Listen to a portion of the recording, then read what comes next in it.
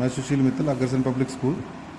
जैसा कि हम जनरल एंट्रीज के बारे में डिस्कस कर रहे थे, आज हम उसी फेज़ में आगे डिस्काउंट के बारे में डिस्कस करेंगे। डिस्काउंट हमने जब टर्म्स के बारे में डिस्कस किया था, तो उस टाइम भी इसके बारे में डिस्कस किया था। डिस्काउंट हमारा दो टाइप का डिस्काउंट होता है। एक होता है ट्रेड डिस्काउंट और एक होता है कैश डिस्काउंट। यहाँ पे आपको ये ध्यान रखना पड़ेगा, जो ट्रेड डिस्काउंट है मोस्टली क्या होता है, जब हम अपने सप्लायर से बल्क क्वांटिटी में गुड्स परचेज करते हैं तो वो हमें ट्रेड डिस्काउंट देता है, यानी एमआरपी से कम वैल्यू पे। अब क्या होता है कि ये जो ट्रेड डिस्काउंट है, ये चाहे आप गुड्स कैश में खरीदो चाहे आप उधार में खरीदो, दोनों केसेस में आपको एक ट्रेड डिस्काउंट दिया जाता है। और यही कारण है कि इसकी जो है हम कभी भी जनरल एंट्रीज के अंदर इसको जो है मेंशन नहीं करते। सपोज हमने गुड्स परचेज की, एमआरपी 10,000 लेस 20% ट्रेड डिस्काउंट, तो बुक्स में जब हम जनरल एंट्रीज करेंगे तो 20,000 की एंट्री नहीं करेंगे।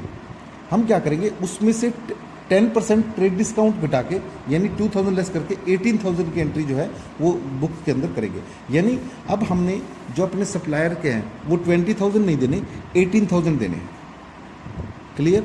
उसके बाद दूसरा आता है कैश डिस्काउंट।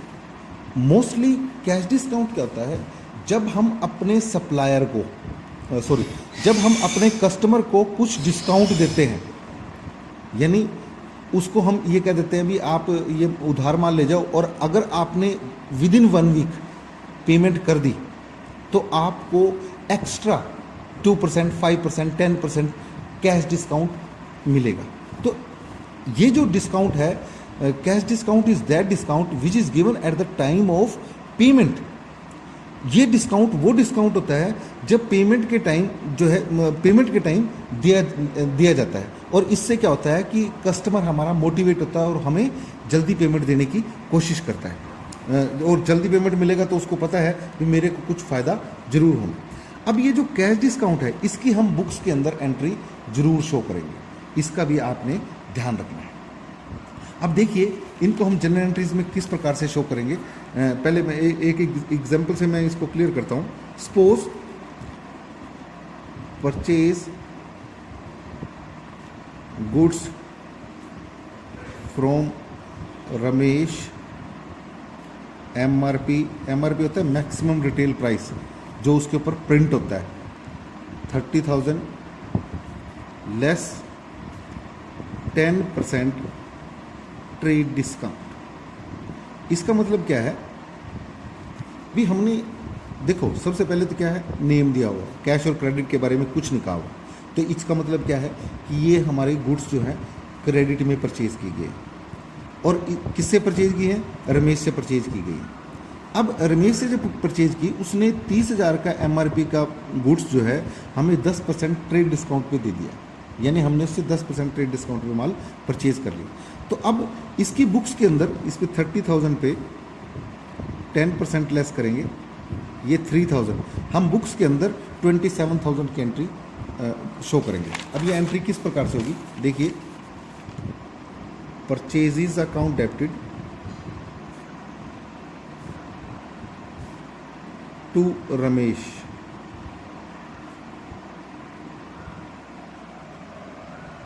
$27,000। और इस चीज को हम नरेशन के अंदर मेंशन कर देंगे, for goods purchase from Ramesh, MRP 30,000 less 10% trade discount, like this. इस तरीके से हम इस एंट्री को शो करेंगे। अब बात आती है हमारी, सपोज हमने पेड टू रमेश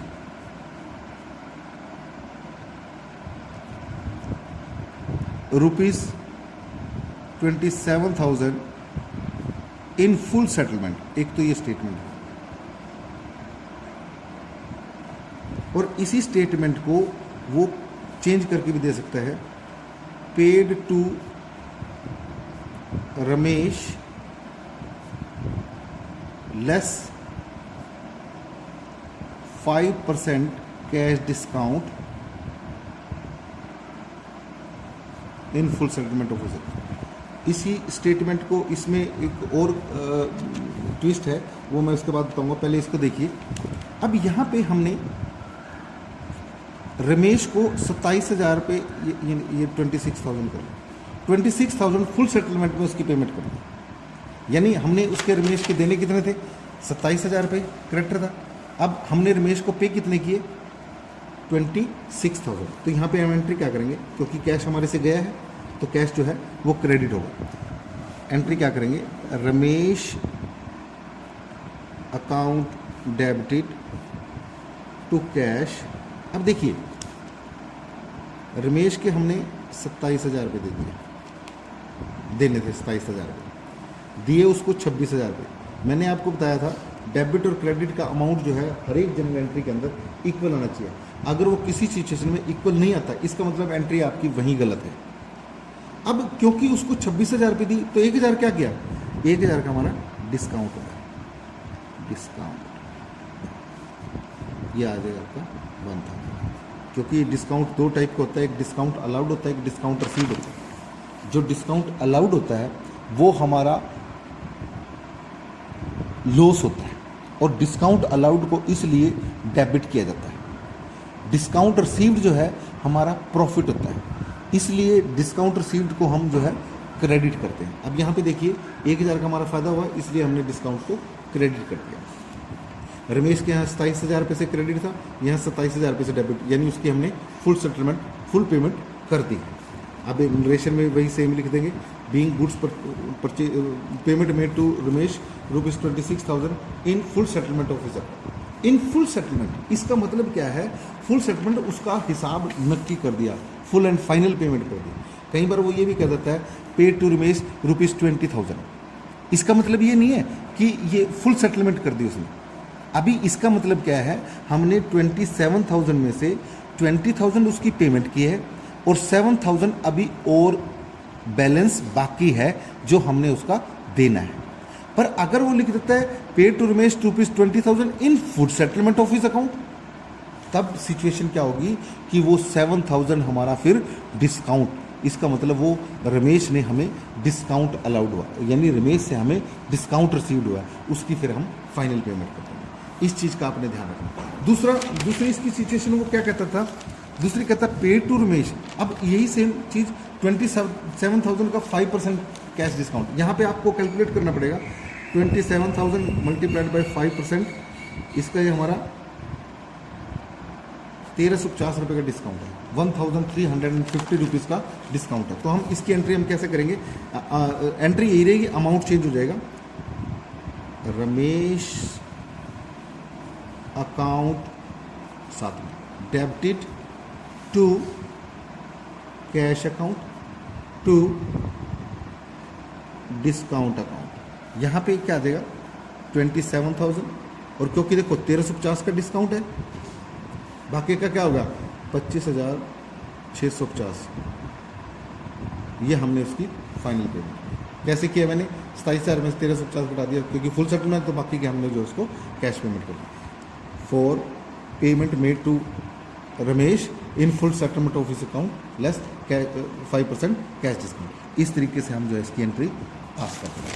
अब इसमें एक आती है, इन एंट्रीज को भी ध्यान से देखना। देखो एंट्रीज बेटे मोस्टली 3 टाइप की होती है। एक होती है ओपनिंग एंट्री, आगे हम ओपनिंग एंट्री के बारे में डिस्कस करेंगे, पूरा वो है इसकी। एक होती है सिंपल एंट्रीज। सिंपल एंट्रीज का मतलब क्या होता है, जो सिंपल हम नॉर्मली अब एंट्री करते आ रहे हैं। और एक जो इसके अंदर होती है कंबाइन एंट्री। कंबाइन एंट्री का मतलब क्या होता है बेटे, कंबाइन, कंपाउंड, यानी जब एक ही ट्रांजैक्शन में एक नेचर की कई ट्रांजैक्शन दे रखी हो, एक ही स्टेटमेंट के अंदर एक नेचर की कई ट्रांजैक्शन दे रखी हो, तो उसकी हम अलग अलग जनरल एंट्रीज करने के बजाय क्या करते हैं, एक सिंगल कंपाउंड एंट्री या कंबाइन एंट्री जो है वो पास कर देते हैं। जैसे 31 मार्च वो कहता है rent paid ₹3,000, salary paid ₹5,000 and wages paid ₹6,000। Suppose अब ये देखिए, इसकी हम क्या कर सकते हैं, 31 मार्च को ही 31 मार्च यहाँ 3 एंट्रीज कर सकते हैं, 31 मार्च। पर उसमें हमारा टाइम भी वेस्ट होता है, स्टेशनरी भी वेस्ट होती है। उससे बचने के लिए हम क्या करते हैं, क्योंकि एक ही डेट में एंट्री हो रही है और एक ही नेचर के सारे एक्सपेंसेस हैं। अगर यहाँ पे मान लो लिखो होता रिसीव्ड कमीशन ₹5,000, तो यहाँ पे इसकी एंट्री हम अलग करते और इनकी एंट्री हम कंबाइन करते। अब ये कंबाइन एंट्री कैसे होगी, कंबाइन एंट्री में हम क्या करेंगे, rent salary average, rent account debited यानी 31 March rent account debited, salary account debited, wages सारे एक्सपेंसेस है ना, अकाउंट डेबिटेड टू कैश में गए तो कैश अकाउंट। यहाँ पे अब ये हमारा आ गया 3,000, 6,000 और 3,000, 6,000, 3,000, 5,000 और 6,000, 3,000 ये, 5,000 ये और 6,000 ये, टोटल हमारा आ गया 14,000 की हम जो है एंट्री करते हैं। नीचे नरेशन लिख देंगे for rent paid, rent salary and wages paid in cash. इस तरीके से हम जो है ये जनरल एंट्री पास कर देंगे। इस तरीके से आपने जो है जितनी भी कंबाइन एंट्रीज हैं वो सारी कंबाइन एंट्रीज को आपने डिस्कस करना।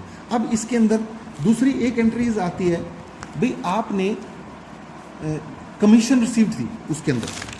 अब जो कमीशन रिसीव्ड थी ये हमारी इनकम है, हम इस इनकम को इस एंट्री के अंदर शो नहीं करेंगे। हम क्या करेंगे, इसको सेपरेटली शो कर देंगे 31 मार्च को ही, क्योंकि इनकम हम ये कमीशन रिसीव्ड हमारी इनकम है, तो इसको हम जो है कैश इसमें आएगा, कैश अकाउंट डेबिटेड टू किससे आया, कमीशन अकाउंट। यहाँ पे ये 5,000 रुपीज़ इसकी हम अलग से एंट्री देंगे। इस चीज़ का भी आपको जो है थोड़ा ध्यान रखना पड़ेगा। इस तरीके से आपने जो है इन क्वेश्चंस को जो है, ये आपके आज क्वेश्चन आपके लगभग